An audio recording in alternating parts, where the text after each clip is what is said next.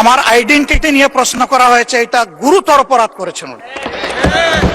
আবার আমার আদর্শ সিলেকশনের ব্যাপারে উনি কথা বলেছেন, এটা বাড়তি অপরাধ করেছেন। 2 নম্বর উনি বলেছেন কোন মুক্তিযোদ্ধা কিংবা শহীদ মুক্তিযোদ্ধা পরিবারের কেউ জামাত ইসলামী করতে পারে না। তাহলে উনাকে জিজ্ঞেস করে করা লাগবে? যার মগজ যেরকম তার কনক্লুশন হবে সেই। মাননীয় স্পিকার, আপনাকে ধন্যবাদ। আমি শ্রদ্ধা রেখেই বলতে চাই, মাননীয় সংসদ সদস্য বয়সে আমার বড়, তিনি মুক্তিযুদ্ধে তার অবদান সবকিছুই বলেছেন, কিন্তু নিজের অবদান বলতে গিয়ে আরেকজনের অবদানের উপরে হাতুড়ি পিটানোর অধিকার কাউকে দেওয়া হয়। তিনি পার্সোনালি আমাকে হার্ট করেছেন। তিনি বলেছেন যে আমি বলে থাকি আমি শহীদ মুক্তিযোদ্ধা পরিবারের সদস্য, তাহলে ইনি এটাকে চ্যালেঞ্জ করছেন। 2 নম্বর উনি বলেছেন কোন মুক্তিযোদ্ধা কিংবা শহীদ মুক্তিযোদ্ধা পরিবারের কেউ জামাত ইসলামী করতে পারে না। তাহলে উনাকে জিজ্ঞেস করে করা লাগবে?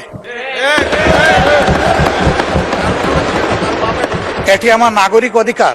আমি কোন দল করব, কোন আদর্শ আমি অনুসরণ করব, এর উপর হস্তক্ষেপ করার ন্যূনতম কোনো অধিকার রাষ্ট্র কিংবা সংবিধান কাউকে দেয়নি। আমি এটার তীব্র নিন্দা জানাই। আমার আইডেন্টিটি নিয়ে প্রশ্ন করা হয়েছে, এটা গুরুতর অপরাধ করেছেন উনি। আবার আমার আদর্শ সিলেকশনের ব্যাপারে উনি কথা বলেছেন, এটা বাড়তি অপরাধ করেছেন। আমি অনুরোধ করব মাননীয় স্পিকার, তার এই অসংসদীয় অংশটা এখান থেকে যেন এক্সপাঞ্জ করা হয়। শেষে গিয়ে উনি আমরা খোলা মনে এই সংসদকে ফাংশনিং করার জন্য বর্তমান জ্বালানি অব্যবস্থাপনা সংকট যেটাই বলি সেইটার ক্ষেত্রে আমরা এগিয়ে এসেছিলাম, খোলা মনে কথা বলেছি, নোটিশ নিয়ে আলোচনা হয়েছে এবং পরের দিনে সে মাননীয় প্রধানমন্ত্রী একটা প্রস্তাব দিয়েছেন, আমরা সাথে সাথে এটা গ্রহণ করেছি। তিনি এইটাকে শেষ পর্যন্ত কনক্লুশন টানলেন কি দিয়ে? হ্যাঁ, যার মগজ যেরকম তার কনক্লুশন হবে সেই।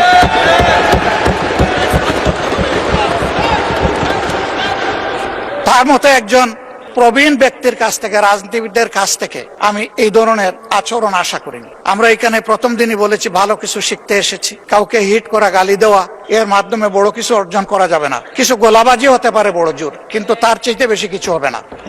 আর সাধারণত যুক্তি যখন ফুরিয়ে যায়, মাথা তখন গরম হয়ে যায়। একটা প্রবাদ আছে, রেগে গেলেন তো হেরেই গেলেন।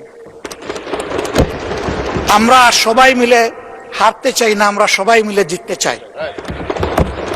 এই জন্য সবাই যেন মাথাটা একটু ঠান্ডা রেখে যুক্তির সাথে সত্য নির্ভর কথাগুলা বলি, তাতে অবশ্যই দেশবাসী উজ্জীবিত হবে, এই সংসদের প্রতি মানুষের আস্থা তৈরি হবে এবং দেশটাকে নিয়ে সবাই মিলে আমরা সামনে এগিয়ে যেতে পারবো।